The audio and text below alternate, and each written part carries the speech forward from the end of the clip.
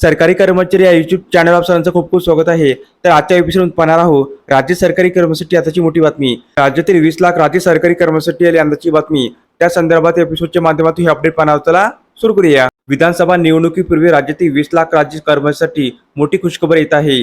राज्यातील कर्मचाऱ्यांना जुनी पेन्शनप्रमाणे पेन्शन योजना लागू करण्याबाबत सुबोध कुमार समिती आपला अहवाल राज्य शासनास सादर केले आहे। सुबोध कुमार समितीने केलेल्या शिफारसीनुसार राज्यातील कर्मचाऱ्यांना जुनी पेन्शनप्रमाणे पेन्शन योजना लागू करायची असल्यास राज्य शासन तब्बल 3,500 कोटी रुपये तरतूद करावी लागणार आहे।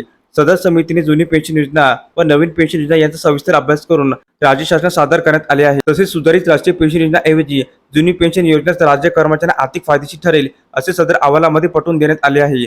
जुनी पेन्शन योजना पूर्वी लक्षितप्रमाणे लागू केल्यास राज्य शासन 3,500 कोटी रुपये इतका खर्च येईल असे नमूद करण्यात आलेले आहे। सुधारित राष्ट्रीय पेन्शन योजना देखील राज्य कर्मचाऱ्यांकडून विरोध होत असल्याने सुबोध कुमार समितीचा अहवाल राज्य शासनाकडून नेमका कोणता निर्णय घेतला जाईल याकडे सर्वांचे लक्ष वेधले आहे। सुधारित राष्ट्रीय पेन्शन योजनेमध्ये देखील जुनी पेन्शनप्रमाणे लाभ देण्याची तरतूद नसल्याने कर्मचाऱ्यांकडून जुनी पेन्शन योजना लागू करावी अशी मागणी करण्यात येत आहे।